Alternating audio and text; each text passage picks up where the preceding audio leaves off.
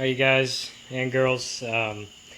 This is going to be an update on this tiller here. I took down the other video just because of how low light it was and kind of cruddy video, to be honest. But this is going to be an update and sort of what exactly is going on with this thing. I did find a flywheel for some of you guys that saw the earlier video.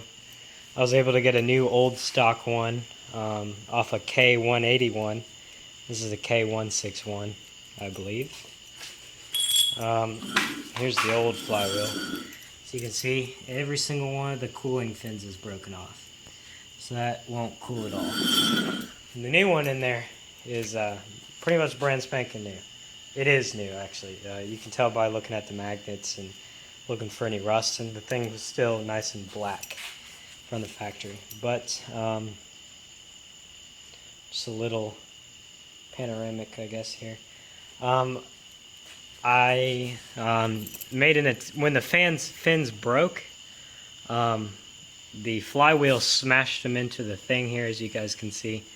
And I tried to push out as many of those as I could with a hammer and a block of wood, and it just wasn't happening very well, so it was a lost cause. So I smashed them down a little bit, what I could. A whole fin flew out here, so my cruddy welding stitched that up. Doesn't look very good, to be honest. And I threw a coat of new paint on it. I used International Harvester Red, IH Red. Magic paint, I don't suggest it. It's absolute crap. It takes forever to dry. It's the stuff you get. It's MAJIC, I think it is, or MAGIC. I think they spell it with a J. But it takes. It's been like 48 hours and it's still soft to the touch. So I said screw it, and I'm just putting it on there. I don't care at this point. But yeah, this machine is a points and condenser system. I'm not very good at it, points and condensers. I've actually never had a machine with it. My Stills chainsaw over there, the old one, had a points and condenser system, but it was replaced with electronic ignition.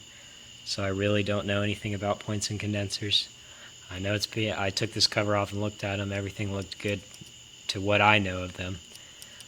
It does, in fact, run off a starting fluid and WD-40 to give it some lubrication.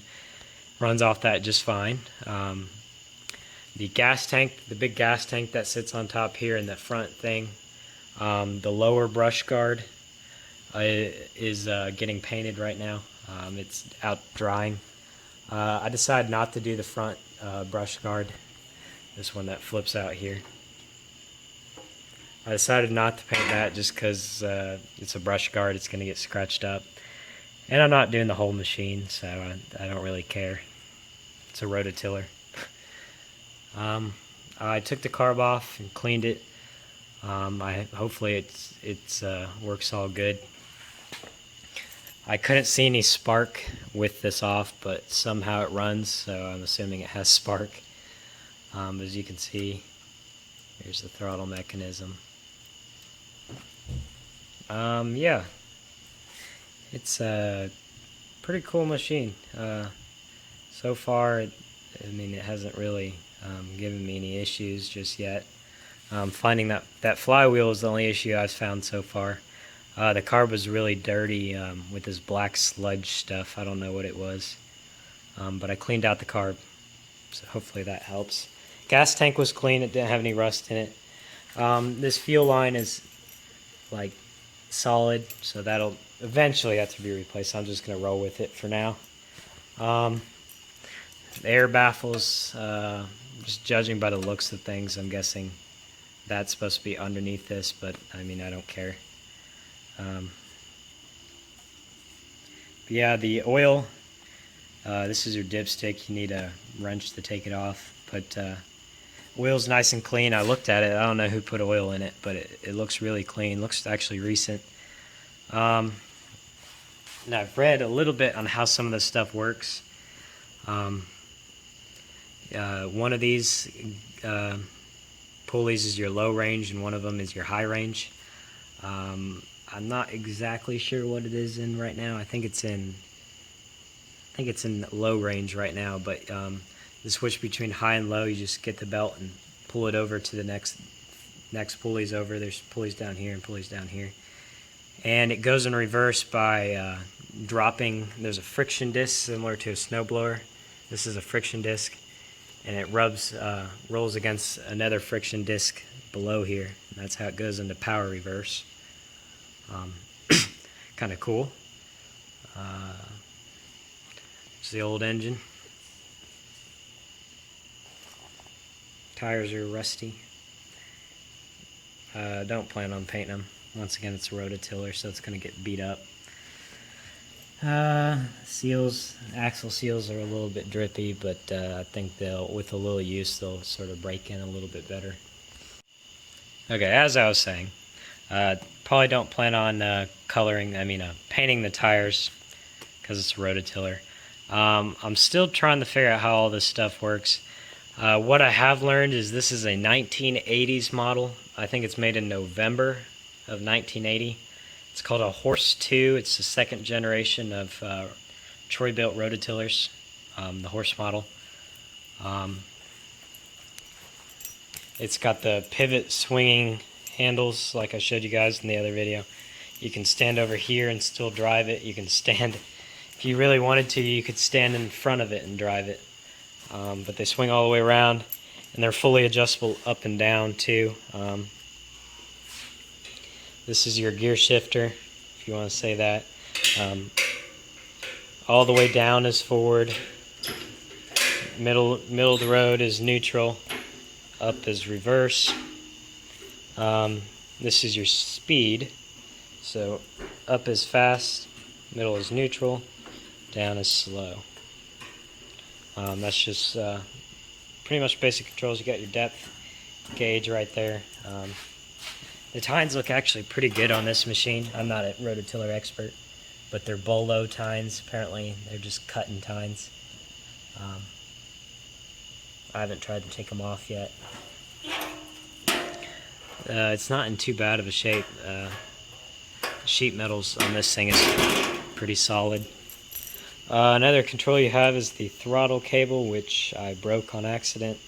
I don't really know what's supposed to hold this into there. I think it's supposed to be some kind of pop rivet, but I think it broke while this thing was seized up, so I didn't know that, and it broke on the first go. But it does move the throttle down there, so you can see. So that'll be useful. Usually those things never work for some reason. Those things always break. I don't know why. I got Bar Industrial tires. Another thing I got with it is this snowplow, which is kind of cool. I don't know why somebody had a snowplow where I live, but it came with all the bolts and hitches to hitch it up, and it was on it when I got it. So that's pretty cool. I guess you can move dirt with it too for grading areas and whatnot. And it has you can pivot it just like a snowplow. And after looking at the manual for it, I found the manual for this thing online. It is a snowplow. That's what it's made for. Not really for dirt necessarily, but it's made for everything: snow, sand, gravel, whatnot. You can get chains for it. Since this is this isn't the PTO model, the tines are always on when you're driving either forward or reverse, so you can't really turn those off. Actually, the tines don't work in reverse. Sorry about that. I forgot about that. But yeah, that's a little update on what's been going on. I will say thanks to you guys that have been able to afford the flywheel here. You guys watch my videos, support me, and the donations that you guys give me, I can buy things, fix things like this, get these videos out. Like I said, the gas tank mount that goes right here is getting painted. The gas tank and the gas tank straps are getting painted. The lower brush guard is getting painted, and the upper brush guard is not getting painted. So that's what we're waiting on right now. As soon as we get that in, I'll make a video of it firing up. The air filter off is really dirty. Might get a new one of those. It looked like it intaked some dirt at one point. Here's the filter cover I painted yesterday. This one was actually pretty clean on this machine. The filter cover is probably the nicest paint on the whole machine. I don't know why I repainted it, but I guess make it match a little better. But that'll go on once it enamels a little bit more. This is enamel paint, so it's supposed to be rock hard, which it's not. But yeah, that's a little update. Thanks for watching. Comment, rate, subscribe. Let me know if you want to see more videos of this.